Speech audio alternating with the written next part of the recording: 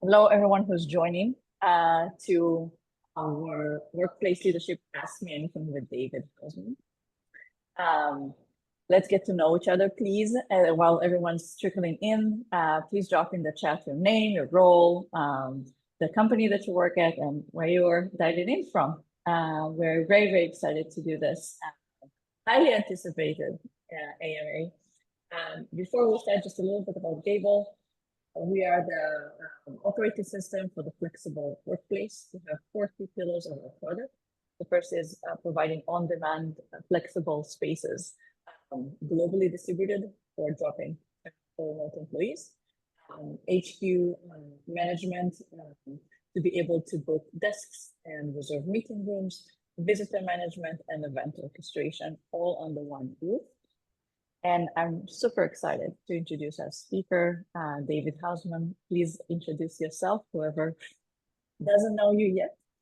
And then we'll start with the Ask Me Anything. Excellent. Thank you, Lisa. Great to be here. Feel like very privileged to be answering questions today.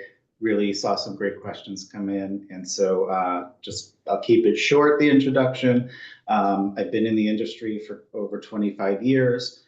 Started my career as an architect and just kind of worked my way up the value chain within the industry. So architecture to project management to workplace strategy to going in-house at a consumer products company, a couple of different high-tech firms. And then I went out on my own and was doing freelance consulting and joined up forces with Newmark. So was there for the combined for 6 years, and then came in-house I said I'd never go back in-house, but I came across an opportunity with one of our customers that was really interesting. And my role at Logitech, the span of control is unique because we're a company that is in the business of hybrid work. I'm half on the side of product development, working with our product development teams on things that expand video conferencing, utilization, hardware, software that manages space. And then also on the sales side, working in sales enablement and actually being on pitches with customers. And what is really great is when you're on a pitch with a customer and a salesperson is talking about the technical stuff, and you can come in with a very warm consultative side about how we practically manage our portfolio and how we are a resource to them when they buy our technology. And then the other side of the road, a little bit more traditional, is the corporate real estate side of things, the workplace experience side of things, creating our flexible work program. And then I also lead our enterprise business continuity program, which used to be really around sites going down and has been expanded to our e-commerce site being down or any type of business disruption. So very interesting, broad role. We report up through people and culture. I sit on the people and culture leadership team, and that is an amazing vantage point to be able to think about employee experience, not just workplace experience, but employee experience overall. Incredible. And now whoever hasn't joined yet, please either scan the QR code or just go to slido.com and use this number in order to see all the questions and upload them. I know some of you already submitted their questions, so we're gonna take them as they go. Great.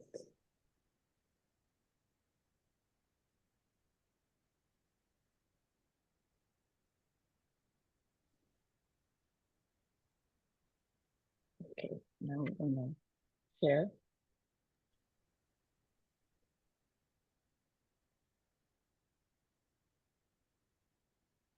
Second.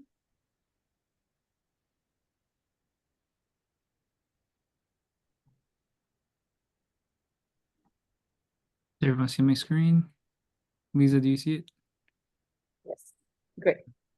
So we'll start with the first question. Rachel from Upstart, biggest workplace trends for 2025, and I'll add and beyond as companies hit year 5 of hybrid work.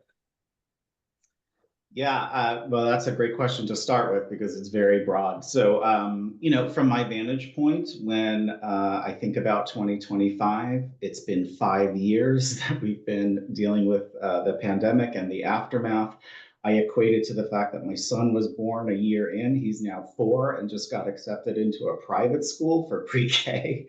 I also equate it to my nephew who was 13 and had his bar mitzvah on Zoom and is now getting acceptances to college. So when you think about it in that perspective, teenage years for kids, they've experienced all that in this relatively short amount of time. But when I think about 2025, I think about sort of flipping the conversation a little bit. So we talk a lot about earning the commute in terms of return to office. And we've really stopped saying that because we won't earn the commute every day.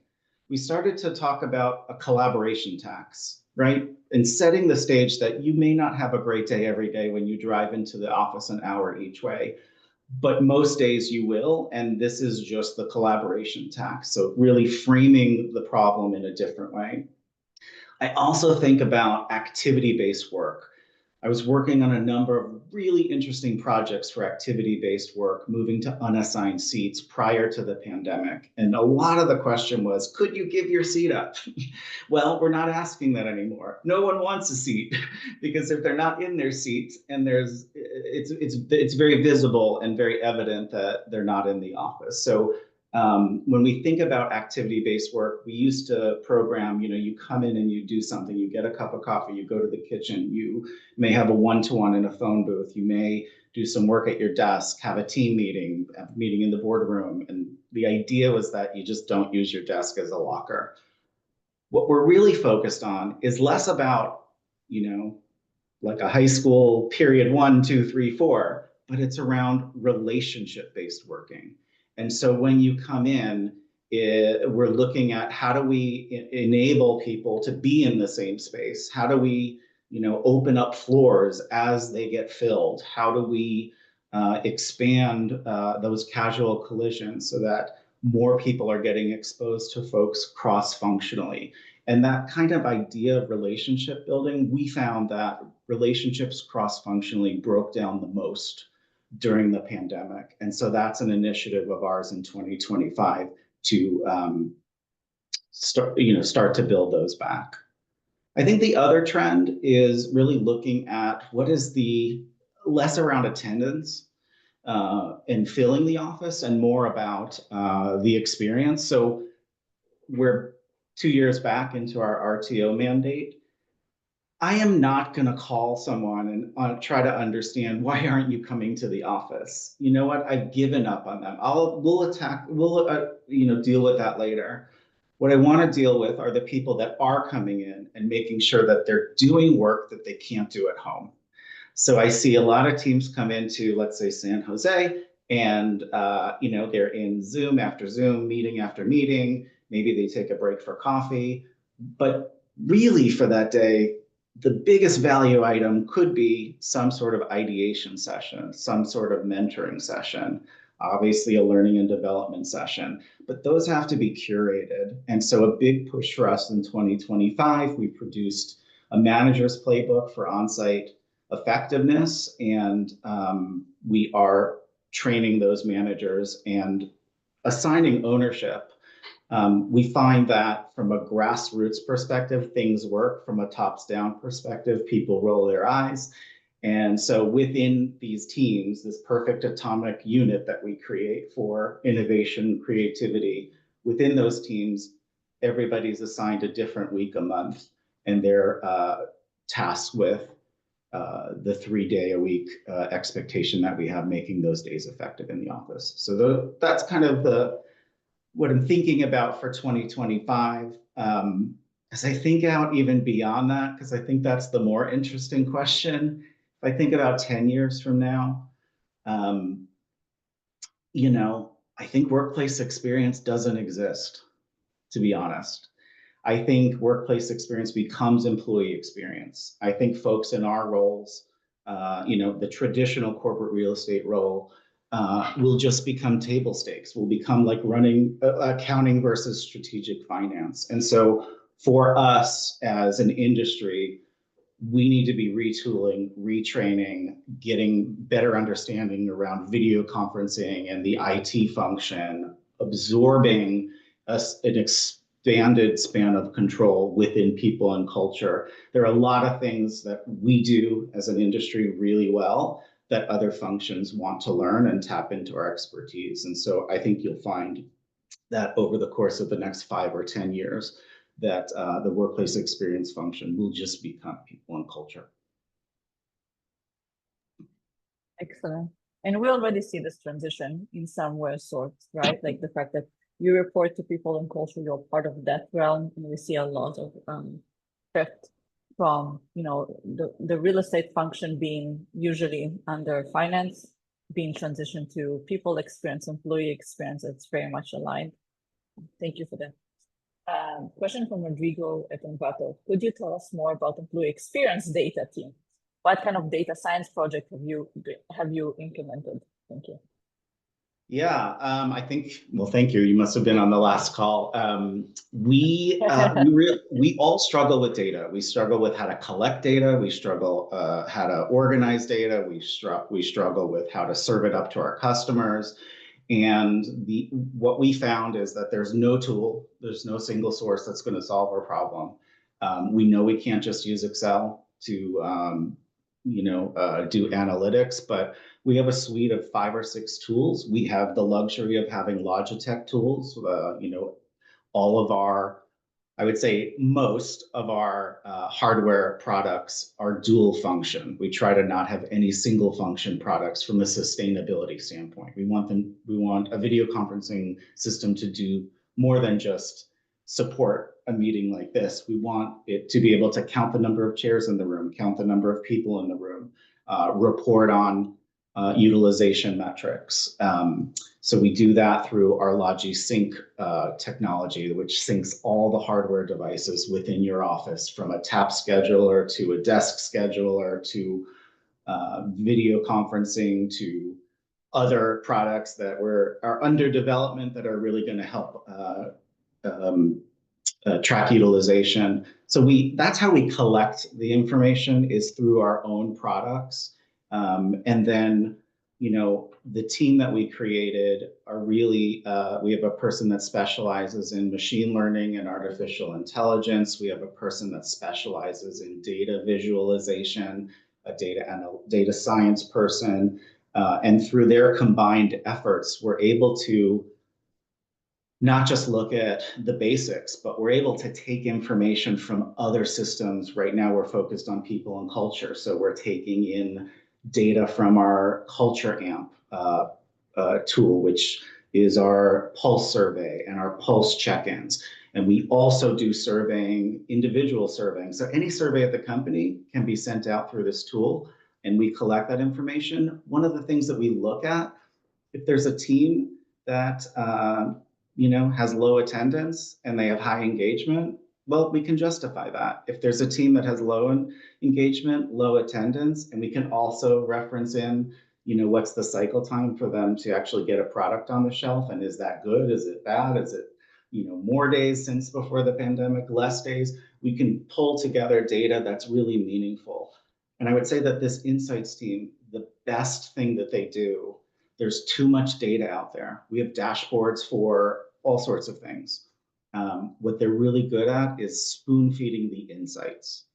And so we start with, here's what we analyzed, here are the insights, and we send out the dashboards for people to dig into and drill into that information. So that team gives us credibility. I am so proud of that team. And we have been so successful within workplace experience that we have taken on responsibility for all of the P&C analytics across the function.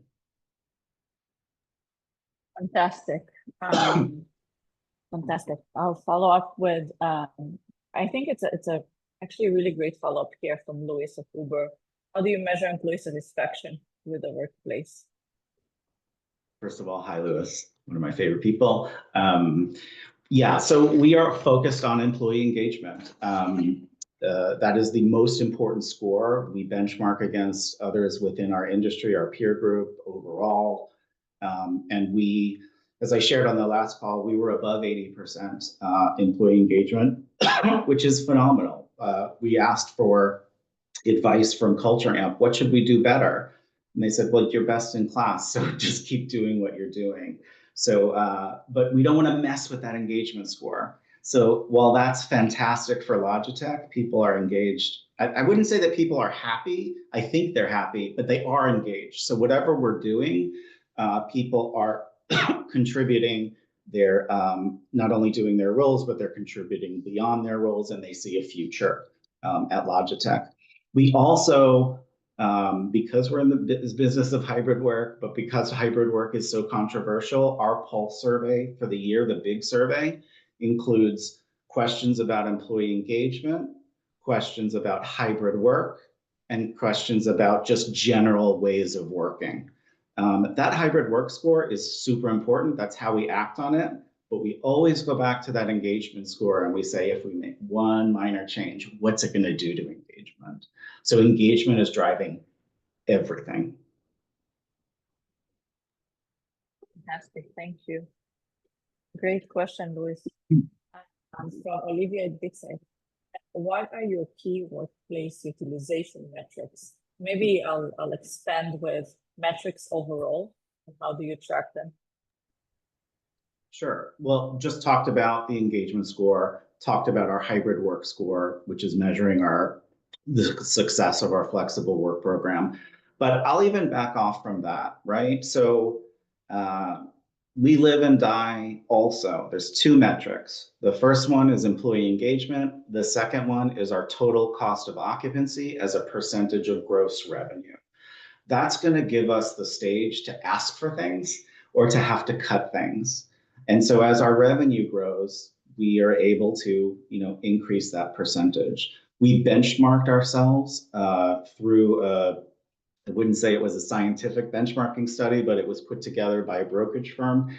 We were the lowest by far, by a few percentage points. And that made us realize, well, we should be doing more. We're not competitive with other employers in the area. And so that percentage of gross revenue is very important because that gives us the ability to fight for budget and to ask for different things. We also look at our portfolio risk because the total cost of occupancy as a percentage of gross revenue is so important. We want to make sure we're maintaining it. And so we look at lease expirations and we look at the market and we look at, are the leases going to flex up or down? And we look at what percentage of our base rent and operating expenses are at risk for flexing up. That will also factor into anything we ask for. And then, RTO is very important. So we look at the percentage of compliance to our expectation, which is 2 to 3 days a week in the office. We have a site gravity day, and then there are team gravity days. The site gravity day is set by the site leader, and everybody comes in, and the team gravity days can be flexed based on what the team wants to do. So we look at the percentage compliance. The way we measure that is easily through badge information, but we go one step further and we look at Wi-Fi data, anonymized Wi-Fi data, and that enables us to understand commuting patterns, when people are in the office, how long they're in the office, and more importantly, where within the office people are conducting work and are finding productive places to be. And I think, someone asked a question later, I think around what do you do if you don't have any budget? Leverage other people's systems. This is a perfect example. IT has a Wi-Fi system. We were able to get anonymized data from there, which was hard to get, but we convinced them rather than spend hundreds of thousands, if not more, on another system that also they'll have to manage, that we pulled the data from there. So that percentage of compliance with our RTO expectation is incredibly important. And then some of the things that you're all measuring, which is attendance, so monthly average attendance, year-to-date average attendance, comparing that to the year before. Same thing with occupancy. We measure our occupancy as the number in two ways: the number of desks, the number of work points. And then through our own technology and video conferencing equipment, we report room by room and at the site level, the percentage utilization of conference rooms. Fantastic. So Maybe it's a fantastic. So one, it's a lot of data, a lot of data points. Maybe as a quick follow-up on that is how do you actually, let's say you see something is not non-compliant, or like what do you do with not so great results in that sense? yeah, yeah, we're very diplomatic about things. We don't want to come across as being Big Brother, but we went out on roadshows. We shared with people what we were tracking, why we were tracking it. People understand because we set the stage beforehand. They understand that when we come back to them, we're coming back as consultants to help them their team with whatever they're trying to achieve, what their goals are. And so some teams have very global roles where they can't afford the commute times, and that's okay. And we don't talk to them every month and say, hey, your score is down, your score is down, your score is down. But we do really try to positively reinforce and assign a workplace person to that team to help them get better. The worst thing we could do is just say, hey, your numbers are terrible, and you expect the manager to do something different. It's like when someone tells my son, no, no, no, and doesn't say why, and doesn't change the behavior. He doesn't change his behavior. So our job in workplace experience, especially the experiential portion, is to come in as internal consultants and devise a plan for people to either hit the metric or get an accommodation in the future. Fantastic, thank you. Another question is, are you utilizing co-working and flex spaces in your workplace strategy? If so, for what teams and what have been the results? Yeah, I mean, well, I wouldn't be here at an Ask Me Anything if we weren't using co-working, because we're here with Gable and we leverage Gable. We can always do a better job of leveraging it even more. But we have direct leases. We have 5 large hubs. We try to keep the other ones as sales centers. And then there's a number of locations that I would say between 20 and 30 locations that I'm always trying to close year after year and get people to go to co-working spaces because they are underutilized. They are hard to manage. They do balloon the portfolio and require headcount to manage those spaces. So we leverage co-working for a number of reasons. For teams that want to come together that are remote, that are hired in a cluster, we give them access to our Gable tool. And for folks like in the Bay Area, we're located in San Jose. You can't expect people to always drive down. Those folks, we offer the ability to book co-working spaces. And we find that once people hit a groove, that they like to get together on a regular basis. And then the other thing is people who are remote sometimes do need to go and work in a space. I was nervous right before this. They started cutting a tree down in my community, and I was like, I should have gone to a co-working space. So those are the types of things we use it for, and we save a lot of money by using co-working. Excellent, thank you. A question from Virgilio at Weight Watchers. Best collaboration methods for real estate and employee experience teams to create exceptional workplaces. I think it relates a bit to your first answer. Best collaboration methods. As I think about the industry and us being, we're yes people, right? We say yes to everything. We have a hospitality mindset. We're trying to support the business, but we said yes to a lot of services. And what I'm trying to focus the team on is moving from a service organization to an experiential organization. To move to an experiential organization, we have to say no more to things so we can focus on that experience. And we actively communicate that with the rest of the business. So, how do we partner with folks? I spend 25% of my time speaking with everyday employees and middle managers.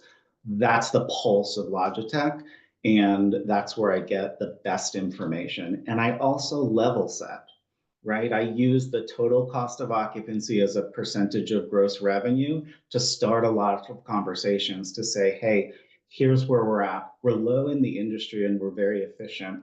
If you're asking for this, this, and this, it's above what we've committed to. Do you want to be a champion? And we'll go in on the business case together. And if someone's really passionate about it, they do, and we've had success. But I would say that for everyone that we've gone in and gotten approval for, there's the same amount of people that don't want that spotlight for an ask. So that really works well for us. I would say the other collaboration method that I've just learned at Logitech after being at several companies is to leverage your people and culture or your HR business partners.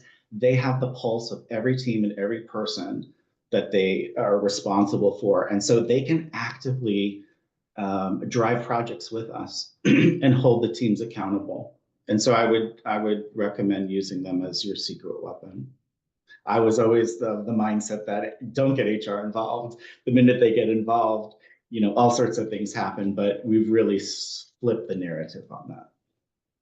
Excellent, thank you. I'm wondering, Carrie, after companies decide on office attendance or general workplace regime policies, what are some hot takes on this topic?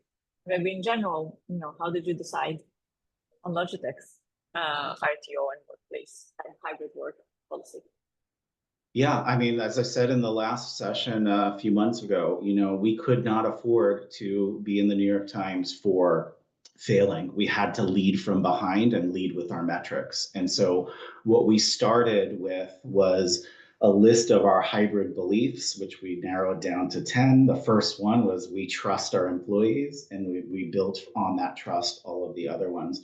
Another one of those hybrid beliefs is that we may foster innovation more effectively in person, and it might be more fun to do it that way. And so we went on road shows to 11 different countries. We had 33 of those road shows. Each one consisted of 100 folks that participated. And then we held a remote session, which had 600 people, no pressure, and breakout sessions. And so we built our program from the grassroots up. If we built it from the executives down, we would have a 4-day-in-the-week office mandate, and that would have just really been difficult to manage through.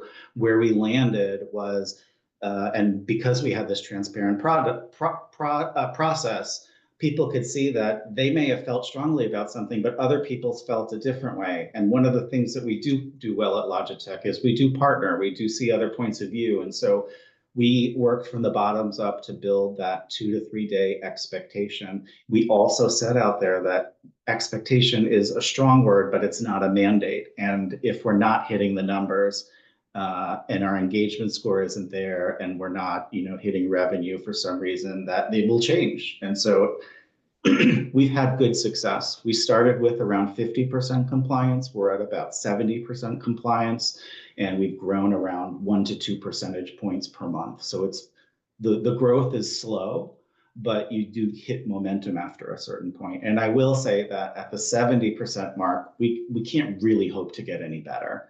Those 30% of folks that don't want to comply with the program, like I said earlier, we're not going after those folks. We're going after the majority. Excellent.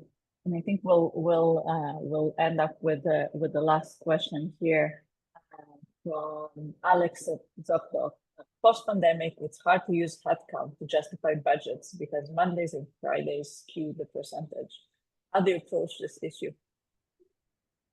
I agree with Alex 100%. It's complex. I think we run our metrics. I should have mentioned this before, but we run several versions of our metrics depending on the story that we need to support.